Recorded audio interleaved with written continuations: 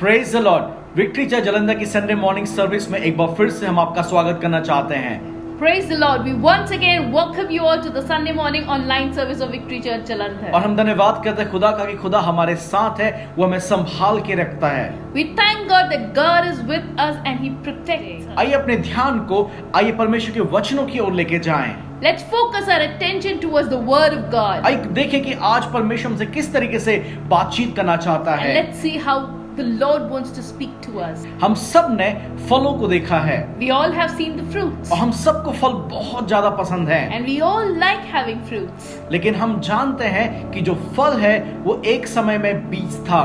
But the thing that we see as fruit today was once a seed. किसी ने उस बीज को लगाया, Someone planted a seed, उस पेड़ की देखभाल करी took care of the plant, और उसमें फल आए, वो हमें मिलते हैं। and grew to be a tree, and today we have the fruit in our hand. बिना बोए हम उस फल को नहीं प्राप्त कर सकते हैं। Unless the seed is sown, you cannot have its fruit. जब हम किसी बीज को बोते हैं और हम कुछ समय बाद उसके पौधे को देखते हैं, पेड़ को देखते हैं, फिर हमें फल की प्राप्ति होती है।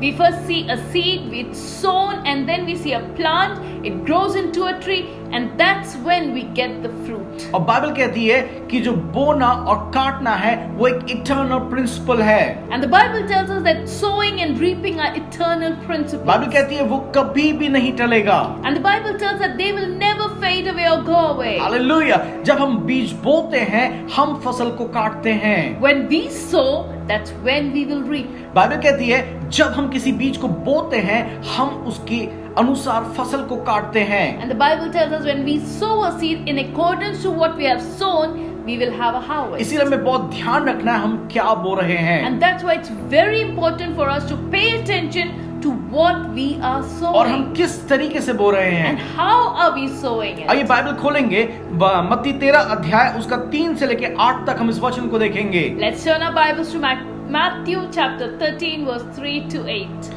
यहाँ इस तरीके से लिखा है, And it's written in this manner. और उसने उनसे दृष्टांतों में बहुत सी बातें कही। एक बोने वाला बीज बोने निकला। बोते समय कुछ बीज मार्ग के किनारे गिरे और पक्षियों ने आके उन्हें चुग लिया। कुछ बीज पथरीली भूमि पे गिरे जहां उन्हें बहुत मिट्टी ना मिली और गहरी मिट्टी ना मिलने के कारण वे जल्द उगाए, पर सूरज निकलने से वे जल गए और जड़ न पकड़ने से सूख गए। कुछ बीज झाड़ियों में गिरे और झाड़ियों ने बढ़कर उन्हें दबा डाला। पर कुछ बीज अच्छी भूमि पे गिरे और फल लाए, कोई 100 गुना, कोई 60 गुना और कोई 30 गुना। Let's turn our Bibles to Matthew chapter 13 verse 3 to 8. Then he told them many things in parables, saying, a farmer went out to sow his seed. As he was scattering the seed, some fell along the path, and the birds came and ate it up. Some fell along the rocky places, where it did not have much soil. It sprang up quickly, but because the soil was shallow. But when the sun came up, the plants were scorched, and they withered because they had no root. The others fell among thorns, which grew and choked the plants. Still other seeds fell on good soil, where it produced a crop 100, 60, and 30 times of what was sown. तो हम यहाँ देख पाते हैं कि यीशु मसीह एक बीज बोने वाले के बारे में बताते हैं। And here Jesus is telling the parable of a sower. लेकिन कितने बार हम सोचेंगे कि बीज बोने से मेरा क्या संबंध है। And many times we'll think, what have I got to do with a sower or a farmer? प्रभु यीशु मसीह यहाँ पर को एक इटर्नल प्रिंसिपल के बारे में बता रहे हैं। But here God is teaching us about an eternal principle. यीशु कहते हैं कि एक बीज बोने वाला बीज बोने निकला And he tells us that a sower went out with his seeds. और उसने अपने बीज को बिखेरना शुरू किया। And he started scattering his seeds. कुछ बीज रास्ते में गिरे, Some fell on the way. कुछ बीज पथरीली भूमि पे गिर गए, Some fell on a rocky कुछ surface. झाड़ियों के बीच में गिर गए Some fell among the thorny और कुछ bushes. अच्छी भूमि पे गिरे। But some of them fell on good soil. लेकिन जो अच्छी भूमि पे गिरे केवल वो ही फल लेके आए। But the ones that brought forth a harvest were the ones that fell on good soil. क्योंकि जो रास्ते में गिरे चिड़ियों ने उनको चुग लिया और वो खत्म हो गए। Because the ones that fell by the way, the birds came and they ate them up and they were over. और जो पथरीली भूमि पे गिरे वो जल्दी उगे लेकिन जड़ नहीं पकड़ पाए और वो सूख गए। But the ones that fell on the rocky soil, they grew up, they sprang up quickly. But when sun came, they were scorched. और कुछ जो झाड़ियों के बीच में गिरे, झाड़ी ने उनको दबा दिया। And some that fell among thorn bushes, the thorns grew up and they crushed them and they pressed them down. और जब अच्छी भूमि पे गिरे वो फल लेके आए। चेले इस बात को समझ नहीं पाए। And the ones that fell on good soil, they brought forth a good harvest. The disciples did not really understand this और वो यीशु से parable. पूछने लगे, प्रभु तूने ये बात बताई है, इसका मतलब क्या है? And they asked Jesus that, God, you have told us this parable, but what does this parable mean? आइए हम लोग इस वचन को देखें कि यीशु मसीह उसका किस तरीके से अर्थ बताते हैं। And let's see how Jesus explains it. वो कहते हैं कि वर्स नंबर 18 में 13 के, अब तुम बीज बोने वाले के दृष्टांत का अर्थ सुनो। जो कोई राज्य का वचन सुन के नहीं समझता, उसके मन में जो कुछ बोया गया था उससे वह दुष्ट आकर छीन ले जाता है। यह वही है जो मार्ग के किनारे बोया गया था। जो पथरीली भूमि पे बोया गया वह है जो वचन सुन के तुरंत आनंद के साथ मान लेता है। वर्स 21, पर अपने में जड़ न रखने के कारण वह थोड़े ही दिन का है, और जब वचन के कारण क्लेश या उपद्रव होता है वह तुरंत ठोकर खाता है। वर्स 22, जो झाड़ियों के बीच में बोया गया वह है जो वचन को सुनता है, पर इस संसार की चिंता और धन का धोखा वचन को दबाता है, वह फल नहीं लाता। वर्स 23, जो अच्छी भूमि पे बोया गया वह है जो वचन सुनता है, समझता है और फल लाता है, कोई 100 गुना, कोई 60 गुना और कोई 30 गुना। Matthew chapter 13 verse 18 onwards. Listen then to what the parable of the sower means. When anyone hears the message about the kingdom and does not understand it, the evil one comes and snatches away what was sown in their hearts. This is the seed that was sown along the path. The seeds falling on the rocky ground refers to someone who hears the word and at once receives it with joy. But since they have no root, they only last a short time. When trouble and persecution comes because of the word, they quickly fall away. The seeds falling among thorns refer to someone who hears the word but worries about this life, and the deceitful of wealth chokes the word and makes it unfruitful. But the seeds falling on the good soil refers to someone who hears the word of God and understands it.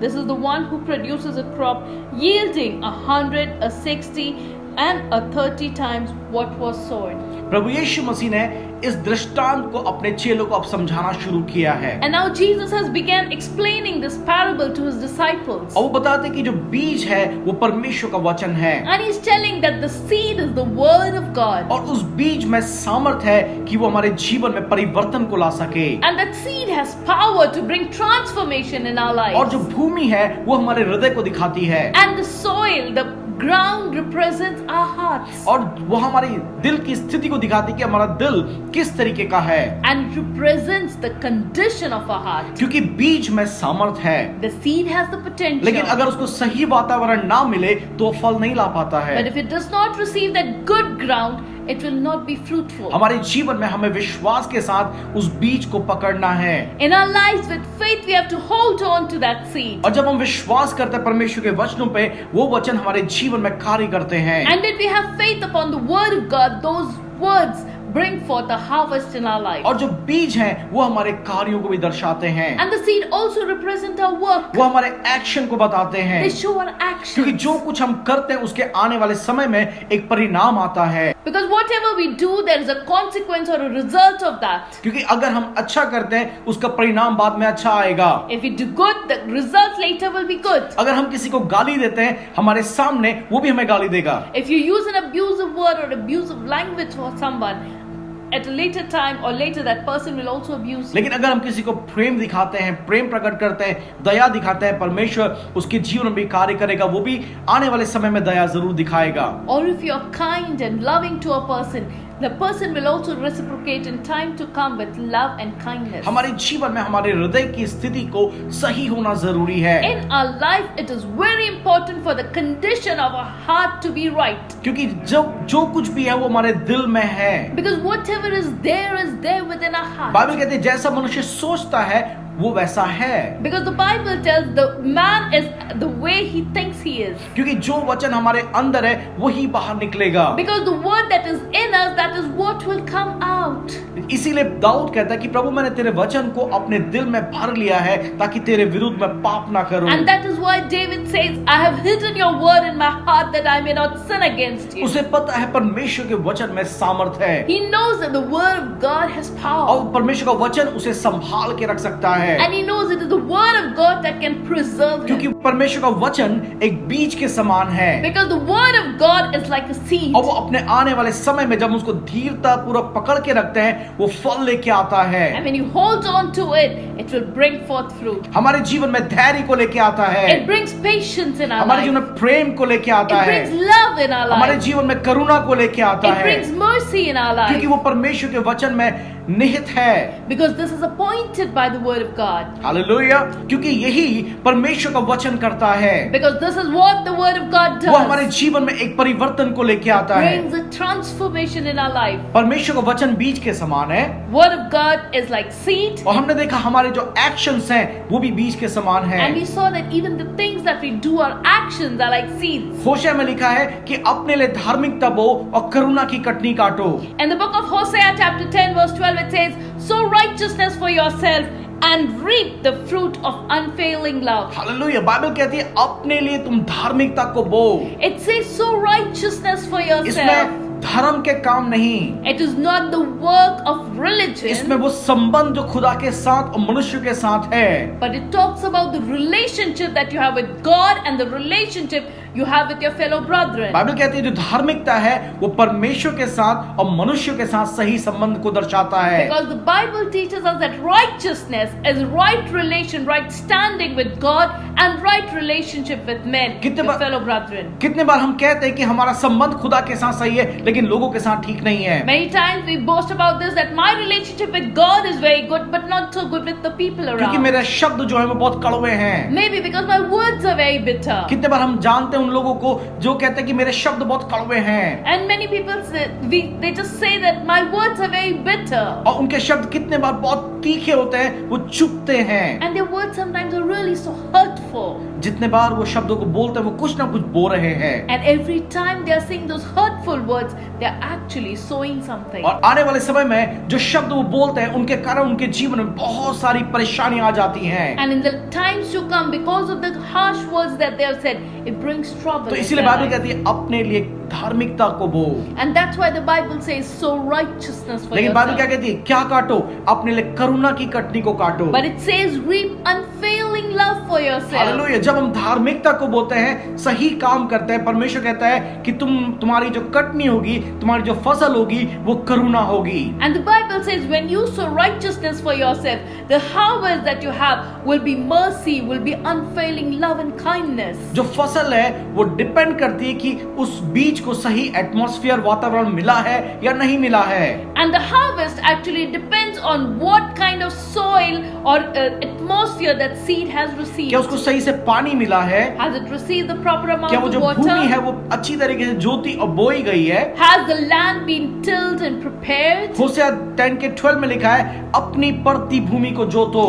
In Hosea chapter 10 verse 12 it says, plow your fallow land. इसका मतलब यह है कि जो भूमि तुम्हारी पड़ती है, जो तुम्हारी भूमि बंजर हो गई, उसको तुम जोतो क्योंकि वो फसल लाने में सामर्थ्य है। It means your land that has become barren and dry, start tilling it, start working upon it. हमारा दिल जो है वो पड़ती भूमि है। Our heart is like that land. कितने बार वो बहुत कठोर हो गया है, Many times it has become हमें hardened. उसको नरम करना जरूरी We है। have to soften it. उसके अंदर बहुत सारी बातें हैं जो हर्टफुल थिंग्स हैं या इंसिडेंट्स हैं, वो अंदर पत्थर के समान कठोर बन गए, हमें उनको निकालना है। And our heart that is like the soil, when there are incidences that have hurt us and have hardened the heart like rock, we have to remove those things. ताकि वो जो वचन को हमारे अंदर बोया गया है वो फल ला सके। So that when the seed of the word of God is sown in our heart, it might bring forth fruit. लेकिन जो हमारे मुंह से निकलती है, जो हमारे कामों के द्वारा प्रकट होती है, वो बीज के समान है जो हम दूसरों के जीवन में बोते हैं। But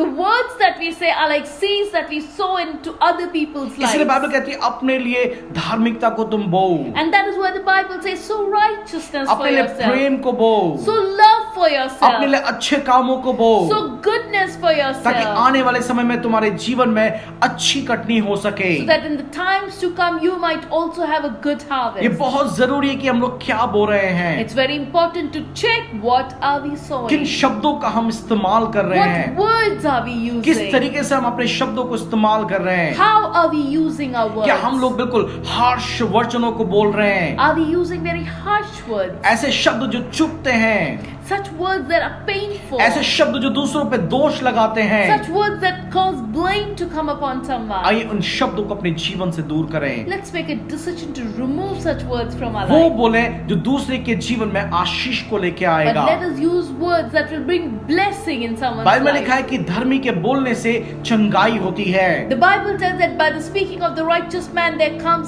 healing. हो सकता है दो परिवारों में झगड़ा हो, There might be fighting amongst लेकिन two जब आप families. जाते हैं, आप बात करते हैं, उन दोनों परिवारों में मेल मिलाप आ जाता है, When you go and talk, you can bring reconciliation among क्योंकि those आप families. बुद्धिमानी से बात कर रहे हैं। Because you will talk with wisdom. लेकिन कितने लोग होते हैं, दो अच्छे परिवार होते हैं, उनके बीच में कुछ बोलते हैं, उन परिवारों में फूट हो जाती है। But there are also those people who go and talk something amongst two families that are doing very well, and suddenly those two drift apart. They start fighting amongst themselves. एक बार एक परिवार था, बहुत अच्छी तरीके से रहता था। Once there was a family that lived really very well. Husband wife एक दूसरे को बहुत पसंद करते The थे। husband and the wife really loved each हमेशा other. उनके घर से गुनगुनाने की आवाज आती थी, हंसने की आवाज आती थी, There was always sound of laughter and humming and joy and singing from their लेकिन home. पड़ोसी उनसे खुश नहीं थे। But the neighbors were not so वो happy. सोचते क्यों इनके घर में झगड़ा नहीं हो रहा है। And they thought, why isn't this family fighting like us? तो उन्होंने डिसाइड किया आओ हम कुछ करते हैं। And they decided, they plotted to do something against them. तो एक बार जब हस्बैंड रात शाम को वापस आ रहा था, तो एक लड़का जाता है, उसकी वाइफ के कान में जाके कहता है कि किसी को मत बताना, और चला जाता है। When the husband was coming back one evening from work, the wife was waiting at the door, and a young man from the neighbors, among the neighbors' son, he comes and says to this woman in her ear, "Don't tell anybody." Saying these words, he just runs away. और पति ने उस घटना को देख लिया, And the husband saw what happened. तो वो अपने घर गया, And when he comes home, उसकी वाइफ उसके लिए पानी लेके आई, and the wife brings water for him, तो उसे पूछता है कि उसने क्या बोला तेरे कान में। and the husband asks the wife, "What did that young man tell in your ears?" उसने कहा पहले पानी पियो फिर मैं बताती हूँ। She said, "Drink water, I'll tell you." तो उसने पानी पिया, वो चाय बनाने चलेगी। He drank water, she went to make tea. Husband के अंदर बेचैनी शुरू हो The गई। husband was restless. वो चाय लेके आती है, वो पूछता है कि पहले बता उसने कहा क्या। And the husband, when she comes with the tea, the husband says, "First you tell me, what did that man say in your उसने ears?" कहा कुछ नहीं, उसने कहा किसी को मत बताना। She said, "I don't know, he didn't say anything, he just said, don't tell anybody." उसका हस्बैंड जो है, उसने गुस्से से चाय नीचे रख देता है। The husband in anger, he leaves the tea. वो कहता है तू मुझे क्यों नहीं बता रही है, He says, "Why are you not telling me? उसने क्या बोला तेरे कान में। What did he say in your ears?" तो वो कहती है कि उसने कहा कि किसी को मत बताना। And then the wife says, "He told me, don't tell anybody." और यहाँ से उनका झगड़ा शुरू हो गया। And from here they began fighting. वो सही बोल रही है, लेकिन शब्द क्या है वो उनके बीच में झगड़े को ले आते हैं। Although she's telling the truth that the young man only said don't tell anybody, but those words brought friction amongst them. इसी तरीके से कितने बार लोग हमारे जीवन में अपने शब्दों से परेशानियों को ले आते हैं। And in the same manner, many times people bring trouble in our lives through their words. हमारे जीवन में हमें इस ध्यान रखना है कि हम क्या शब्द बोल रहे हैं। We have to be very careful about the words we use. कितने बार लोग बिना सोचे समझे गाली दे देते हैं। Many times people just use an abusive word without actually Bible thinking कहती about है it. हर एक निकम्मी बात का तुझे जवाब देना होगा, The Bible- तुझे हिसाब देना होगा। And the Bible says every unwholesome talk that comes out from your mouth, you have to give an account for it. हमारे वहाँ एक फौजी था, उसके पास बकरियां थी, And in our place, we had an army retired person, and he had a lot of goats. और उसकी बकरियों ने पड़ोसी के घर की सब्जियां कुछ खा ली, खेत की सब्जियां कुछ खा ली। And one day it happened that his goats went to the neighbor's backyard and they ate up some of his vegetables that were growing over there. और उस खेत के मालिक ने उसको बहुत ज्यादा गालियां दी। And the owner of that backyard garden was so angry that he used abusive word for this retired army man. लेकिन जो फौजी है उसने बहुत देर तक धैर्य के साथ उसकी गालियों को सुन लिया और छोड़ दिया। And this man, he kept listening, who owned the goats, he kept listening to all the use of those abusive words, and he just was quiet. लेकिन जब उसकी बस हो गई, When the neighbor got fed up of shouting and using abusive words, वो उस व्यक्ति के पास आता है, वो कहता है कि जितना नुकसान मेरी बकरी ने किया उसके बदले तू पैसा ले ले। and he goes to this man who owned the goats, the army man. He went and said to the neighbor, how much ever you have had a loss because my goats ate up your vegetable, you tell me, I will pay you the amount. वो कहता है even मैं दुगना भी तुझे दे दूंगा, He says, I will pay you double also. लेकिन ये बता जो तूने गालियां दी हैं तू उनका उसके बदले मुझे क्या देगा। But then he says, he adds another thing. He says, but you tell me, I will pay you double. But you tell me, what will you give me in recompensation for the abusive words that you have spoken against me? अब जो व्यक्ति गाली देता उसके मुंह में अब एक भी शब्द नहीं रहा। But now the one who was using those abusive words was at loss. He didn't know what to say. क्योंकि अब उसके पास कोई भी आंसर नहीं है। Because now he does not have any answer. एक दिन हमें खुदा के सामने भी अपने शब्दों के लिए हिसाब देना होगा, तो हमारे पास कोई भी आंसर नहीं होगा। In the same manner, one day when we stand before the judge, before God, what account will we give for our कितने बार हम words? लोग जाने अनजाने बहुत सारे शब्दों को बोल जाते हैं, Many times, knowingly, unknowingly, we say a lot of words. हम लोगों को हर्ट करते We हैं, hurt people. लेकिन हमारे जीवन में हमें शब्दों को बोलना है ताकि उन लोगों के जीवन में चंगाई आए, लोगों के जीवन में आशीष आए। But how we have to be is this, that we have to say words that will bring healing and joy and peace in the life क्योंकि of खुदा people. ने हमारे जीवन में हमारे लिए बहुत अच्छे अच्छे शब्दों को बोला है। Because God has said words that are beautiful, that are words of blessing for us and for our lives. Bible में 8000 से ज्यादा प्रॉमिसेस हैं जो हमारे लिए खुदा ने बोली हैं। In the Bible, there are more than 8,000 promises that God has said for us. उसने एक बीज के समान वो हमारे अंदर डालना चाहता है, Like seeds, He wants to sow them in our life. और वो चाहता है कि उसकी फसल लगे। And He wants us to reap harvest of those blessings. लेकिन कितने बार हम लोग जो बोते हैं दूसरों के जीवन में वो बिल्कुल गलत होता है। But many times when we sow what we sow in other people's lives, it's not right. इसीलिए बाइबल कहती है परमेश्वर के वचन को अपने दिल में भर लो, And that is why the word of God says, fill your heart with the word of God. ताकि जब भी वो निकले तो परमेश्वर का वचन ही निकलने पाए। So that whenever anything comes out of you, it should be the word of Bible कहती है God. शाप के बदले आशीष दो, Instead of curse, give blessings. This is बुराई what the के Bible बदले teaches. भलाई करो, Instead of bad, you do good. This is what the सताने Bible वालों के teaches. लिए प्रार्थना करो। Pray for your persecutors. तो हम लोग देख पाते हैं कि जो बीज हम बो रहे हैं उसका परिणाम जरूर आता है। So what we have seen is that what you sow, you will reap that. कितने बार हम लोग उम्मीद करते हैं कि प्रभु ऐसा मैंने किया है और इसका रिजल्ट ऐसा होना चाहिए। Many times we do something and then we expect that, Lord, I have done this, so this is what I should get in return. या हम एक छोटा सा काम करते हैं, हम सोचते हैं इसका बहुत बड़ा रिजल्ट आना चाहिए। Or we do a very small thing and we think, God, I want a big result out of this. एक बार एक व्यक्ति मेरे पास आया, वो कहता है कि आज मैंने ना सुबह भिखारी को देखा, मैंने उसको 10 रुपए दिए, अब मुझे पता है खुदा मुझे बहुत बड़ी आशीष देने वाला है। One day a gentleman came to me and he said, today I saw a beggar and I gave him 10 rupees. Now I know that God is going to give me a very big blessing. और वो व्यक्ति कोई गरीब व्यक्ति नहीं था, And that person was not a poor person. वो बहुत ज्यादा अमीर व्यक्ति He था। was a very rich man. लेकिन अब वो कह रहा है कि मैंने 10 रुपए दिए किसी गरीब को, उसकी जरूरत देख के अब खुदा मुझे बहुत ब्लेसिंग देने वाला है। And here he is expecting that just because out of his richness he gave a 10 rupees, so he's going to get richer and he's going to get a bigger blessing. मतलब कि जब हम छोटा सा काम करते हैं लेकिन उसका रिजल्ट बहुत बड़ा उम्मीद करते हैं। That what I mean is sometimes we do something that's very small and insignificant, but we expect a huge result of it. Bible कहती है तेरा बायां हाथ ना जानने पाए तेरे दाहिने हाथ ने क्या दिया है। The Bible says, don't let your left hand know what your right hand has done. और जो भी तू करता है परमेश्वर जो गुप्त में है वो उसे देखता है और वो तुझे प्रतिफल देगा। And whatever you do in secret, your Lord who sees, He will reward you according to it. Bible कहती है अपने धर्म के काम लोगों को दिखाने के लिए मत करो।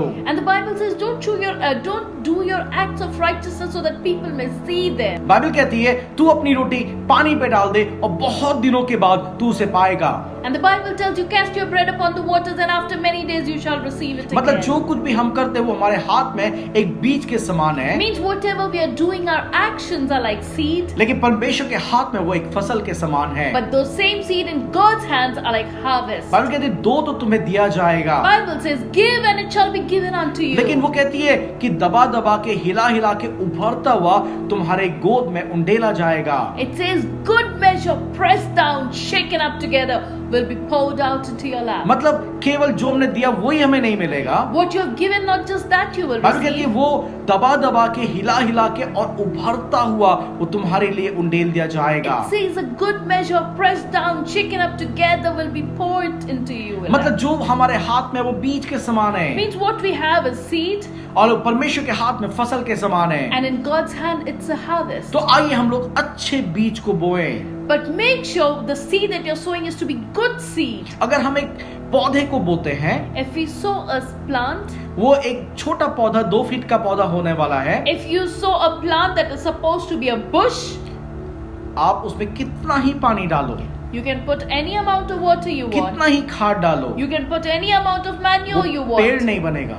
The bush, the shrub, the plant that is appointed to be that will become that only. वो केवल एक झाड़ी के रूप में ही बड़ा होगा। It will never become a tree. It will always remain a bush. लेकिन अगर आप पेड़ के बीज को बोते But हैं, if you sow the seeds of a tree, जैसे मैंगो या एप्पल को बोते हैं, like the seed of a mango or an apple, हम देखते हैं कुछ समय के बाद वो भले ही छोटा उत्पन्न होता है, लेकिन वो बढ़ते बढ़ते एक बहुत बड़ा पेड़ बन जाता है। although when it grows, it springs out, it might be a small plant, but as time passes, it grows into a huge और वो tree. बहुत सारा फल लेके आता And it है। brings forth fruit in और लोग abundance. कहते हैं सचमुच इस पेड़ में बहुत सारे फल आते हैं। And people will say that, yes, this tree brings forth a lot of तो हमारे fruit. जीवन में हमें सही बीज को बोना जरूरी So in है, our life, it is very important to sow the right kind of ताकि seed, आने वाले समय में हम करुणा की कटनी काटने so पाएं। that we can reap that unfailing हमारे love. दिल में जब परमेश्वर का वचन बोया जाता है, हमारे दिल में उन कड़वाहट को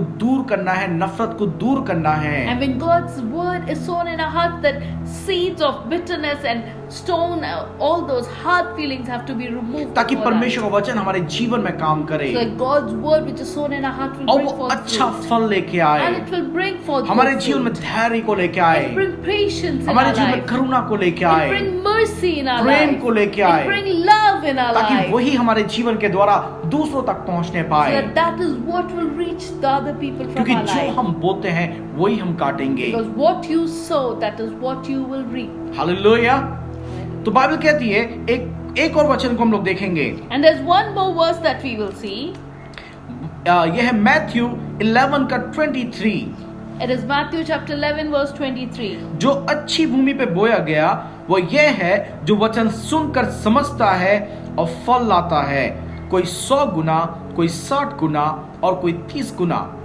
And Matthew chapter 13 verse 23 it says, but the seed falling on good soil refers to someone who hears the word of God and understands it. This is the one who produces a crop yielding 100, a 60 and a 30 times of what was sown. Hallelujah. यहाँ पर बोलकर बड़े धैर्य के साथ वो उस बीज को पकड़ता और आने वाले समय में फल लेके आता है। And here it says he waits for the crop and the crop grows and it brings forth a good harvest. बोने और काटने के बीच में एक समय आता है जो एक इंतजार का समय होता है। There is a time of waiting from the time you have sown the seed to the time you will reap harvest. कितने बार हम इस समय में जल्दबाजी कर जाते हैं, And many times we rush this waiting period. लेकिन बाइबल कहती है हमें धैर्य के साथ रुकना है, इंतजार करना है। But the Bible says we have to wait patiently during this waiting time. Isaac ने एक अकाल के समय पे बीज बोया Isaac sowed seeds in his field during the time of famine. और बड़े धैर्य के साथ उसने इंतजार किया होगा, And he waited patiently throughout that क्योंकि famine. अकाल के समय में सबके पास अन्न खत्म हो गया था, Because during famine, everybody have run out of grains. लेकिन उसके पास जो था उसमें से उसने कुछ लेके बो दिया। अब वो इंतजार कर रहा है कि परमेश्वर इसके द्वारा मुझे कटनी देगा। And whatever the people had there, it had nearly got over. But Isaac, whatever he had, he took something from that, he sowed it, and he's waiting patiently that when I have sown, God will give me a harvest out of this. और बड़े धैर्य के साथ वो इंतजार करता है। वचन में लिखा वो 100 गुना फल पाता है। And when he waits patiently, the word of God says, he reaped 100-fold. Hallelujah. तो हमें इंतजार करना भी आना चाहिए। We should learn to wait. हमें जल्दबाजी नहीं करनी है। We should not rush. कितने हम सोचते हैं कि आज मैंने किया, कल मुझे इसका रिजल्ट मिलना है। Many times we think today I did this and very soon I should get its result tomorrow. आज मैंने प्रार्थना करना शुरू किया, मुझे कल इसका उत्तर मिलना जरूरी है। Today I began praying, tomorrow I should get my prayer answer. Imagine पूरे साल भर हम नहीं पढ़े, लेकिन एग्जाम के एक दिन पढ़ेंगे, किताब खोलेंगे तो क्या होगा? Imagine whole time, the whole year you haven't studied, but the night before exam, if you just open the book, what will happen? वो बुक आपकी बिल्कुल नई है, फ्रेश है, एक भी पन्ना खोला नहीं है, और पहले दिन आप उसको पढ़ रहे हैं, अगले दिन एग्जाम है, क्या होगा? And you've never even opened a brand new book, it's just as it is, and the next day you have an exam and you suddenly open it. Will you be able to go through your exam well? ऐसा नहीं हो पाएगा। It won't happen. वो बच्चे पास होते हैं जो साल भर पढ़ते हैं, But those children fare well who study throughout the और वो year. बड़े धैर्य के साथ हर दिन इंतजार करते हैं, And patiently they've been going through वो every अपने आप को day. तैयार करते हैं They prepare themselves ताकि आने वाले एग्जाम में वो सफल हो पाए। so that when the exam comes they will be prosperous. क्योंकि एग्जाम देने के बाद रिजल्ट आने तक इंतजार करना पड़ता Because है, again when exam happens until results they have to wait. और जो लोग को पता है उन्हें सही किया है, उनको पता है कि उनका रिजल्ट अच्छा आएगा। And those who have done well, who have prepared well, they know that they will fare well also. हमारे जीवन में बहुत बार हम लोग बीज बोते हैं, लेकिन हमें जल्दबाजी नहीं करनी है। In our life many times we sow seeds but we should not rush for the हम harvest. अपने शब्दों से बीज बो रहे हैं, We are sowing seeds with our अपने words. कार्यों से बीज बो रहे We are हैं, sowing words with our actions. हम अपने जीवन के द्वारा बीज बो रहे हैं। Through our life, throughout the way we live it, we are sowing seeds. आइए हम इंतजार करें कि उसका समय के अनुसार फल आने पाए, Let's wait so that it will bring forth fruit according to its. क्योंकि जो इंतजार का समय है वो ऐसा समय कि जब हम परमेश्वर पे भरोसा रखते हैं, Because the time of waiting is a time of trusting क्योंकि God. हमारे हाथ में बीज है, उसके हाथ में फसल है। Because in our hands are the seed, but in God's hand are the harvest. जो भी हम करते हैं, हम अपनी मेहनत से सब कुछ करते हैं, लेकिन सफलता खुदा की तरफ से मिलती है। Because whatever we do, we give in our best, but success comes from the Lord. लेकिन जब फसल होती है वो एक सेलिब्रेशन का समय होता है, And when the harvest is ready, it's a time of वो celebration. एक गैदरिंग का समय होता It's है a time of gathering कि हम together. लोग मिल के आनंद मनाते हैं। That we gather and we rejoice. कितने बार हम लोग जो बोते हैं उनका जब फसल कटती है हमारा दिल आनंद से भर जाता है, कितने बार हमारी आंखों से आंसू आ जाते हैं। And many times when you have sowed well and you have a wonderful harvest, even tears of joy flow out. हम उस सारे दुखों को भूल जाते हैं, सारी परेशानियों को भूल जाते हैं जो हमने उस समय पे की हैं, We forget all the time of labor, of toiling and of sweating it out. क्योंकि हमें अब हमारे सामने हमारी मेहनत का फल मिल गया है। Because now in front of us is the reward for all the hard work. तो हमारे जीवन में हमें देखना है हम किस तरीके का बीज बो रहे हैं, So in our life we have to see what kind of seed are we हमारे sowing. एक्शन और हमारे रिएक्शंस कैसे हैं। How are our actions and how are our क्या हमने अपने reactions? दिल को अच्छी तरीके से तैयार किया है कि खुदा का वचन भी हमारे दिल में बीज के समान बोया जाए। Have we prepared our hearts well so that when God's word seeds are sown into our life, it will bring forth a good harvest? कौन कौन से ऐसे क्षेत्र हैं जहां हमें अभी भी मेहनत करनी जरूरी है? Which are the areas of our life that we still have to work upon? कौन कौन से क्षेत्र हैं जहां अभी भी हमें उनको प्रभु के कदमों में सौंपना है? Which are the areas of our life that we still have to surrender before the क्योंकि Lord? बीज में ताकत है, Because the seed has the potential. उसमें सामर्थ है कि वो फल लेके आए। It has the power to bring forth अगर हम fruit. सही बीज बोते हैं सही फसल आएगी। If you sow right, you will reap the right अगर हम लोग harvest. झाड़ियां बोते हैं, कटीले पौधे बोते हैं, तो उनका फसल भी वैसा ही होगा। But if you sow thorn and barrels, that is what you will reap. तो आइए अपने जीवन में हम ध्यान रखें हम क्या बो रहे हैं, So let's pay attention to what we are sowing in our life. क्योंकि हर दिन हम बो रहे हैं Because every day you are sowing. और हर जो बो रहे हैं उसका परिणाम जरूर हमारे सामने And आएगा। what you are sowing every day, you will also reap it someday. आइए कुछ पल अपनी आंखों को बंद करें, Let's close our eyes for अपने some जीवन time. में हम लोग झांक के देखें Let's look at our lives from कि हमने within. बीते समय में क्या क्या गलतियां की हैं, What are the mistakes that I have made in my life? कैसे कैसे शब्दों का इस्तेमाल किया है, What are the words that I have used? क्या क्या एक्शंस हमने किए हैं, What are the actions that I have used? वो हमारे जीवन में कितने निगेटिव रिजल्ट्स को लेके आए हैं। And how much negative results it has brought forth in my life. लेकिन मैं आपसे कहना चाहता हूँ But I want to tell you, बीते समय में जो कुछ भी हुआ उसको आप दोहरा नहीं सकते हैं। whatever has happened in the past, you cannot go and undo it. लेकिन आने वाला समय जो आपका भविष्य है वो बिल्कुल साफ है। But your future before you is like an empty slate, it's clean. आने वाला कल बिल्कुल साफ है। Your tomorrow is clean. अगर हम आज एक निर्णय लें कि प्रभु मैं अपने जीवन को बदलना चाहता हूँ, If we take a decision today that Lord, I want to change my life. मैं प्रभु सही बोलना चाहता हूँ, I want to say the right thing. मैं सही काम करना चाहता I हूँ, want to do the right things. मैं सही व्यवहार करना चाहता हूँ, I want to behave in the right manner ताकि प्रभु आने वाले समय में मैं उनके अनुसार कटनी को काटने so पाऊँ। that I may be able to cut a harvest in accordance that is right. जो कुछ भी हुआ उसको अब हम कुछ नहीं कर सकते हैं। What has happened has already happened. आइए प्रभु से क्षमा मांगे उनके Let's लिए, ask God forgiveness for all of लेकिन that. आने वाले समय के लिए ध्यान रखें कि हम क्या करना मांग रहे हैं, But for the times to come, let's prepare and be careful of what we are doing. क्योंकि वो आने वाले समय में एक रिजल्ट को लेके आएगा, परिणाम को लेके आएगा, एक फसल को लेके आएगा। Because it will bring a result and a harvest in our life. आइए प्रार्थना करें। Let's pray.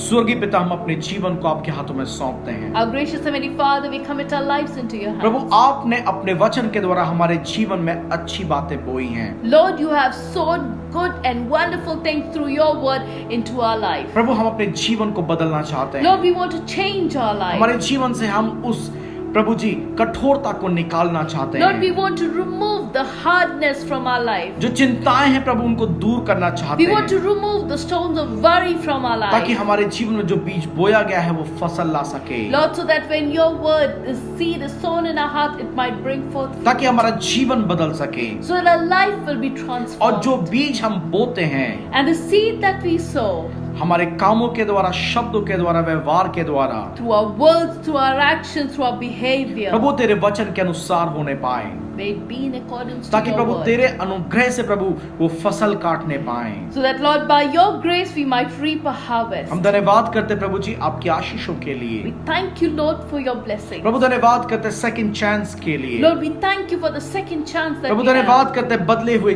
जीवन के Lord, लिए। we thank you for a transformed Prabhu life. हमारे मुंह से वो बातें निकलने पाए प्रभु जो आपके सामने ग्रहण योग्य हैं। Lord, help us to be able to say those things that are acceptable before you. हम वो काम करने पाए जो आपने हमारे लिए पहले से ठहराए हैं। Lord, help us to be able to do those things that you have appointed for और हमारे us. व्यवहार से प्रभु आपका जीवन झलकने पाए। And Lord, through our behavior, may your life be seen. प्रभु एक एक को आशीष और बरकत दें, Lord, you bless each one of एक एक us. परिवार में शांति को दें। Lord, you give your peace in each one Prabhu of in our आने lives. वाले समय में प्रभु हमें आने वाले समय के लिए तैयार करें प्रभु। Lord, in the times to come, you prepare us for everything. हमारे जीवन के द्वारा प्रभु आपका नाम महिमा पाने पाए। So that, Lord, through our lives, your name may be glorified. धन्यवाद करते प्रभु यीशु मसीह, We thank you, Lord Prabhu Jesus. यीशु मसीह के नाम में, In Jesus' precious name we pray. Amen. Amen. प्रभु आप सबको आशीष दे।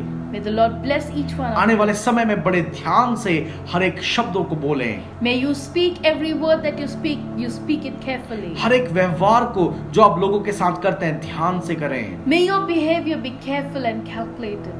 आप प्रभु आप सबको आशीष May the दें। Lord bless you. आइए अनुग्रह वचन बोलें। Let's share the grace together. प्रभु यीशु मसीह का अनुग्रह है, परमेश्वर पिता का प्रेम, पवित्र आत्मा की संगति हमारे साथ सदा सर्वदा बनी रहे। May the grace of our Lord Jesus Christ, the love of God, and the communion of the Holy Spirit be with each one of us from now and forevermore. Amen. Amen. प्रभु आप सबको आशीष दे। God bless you.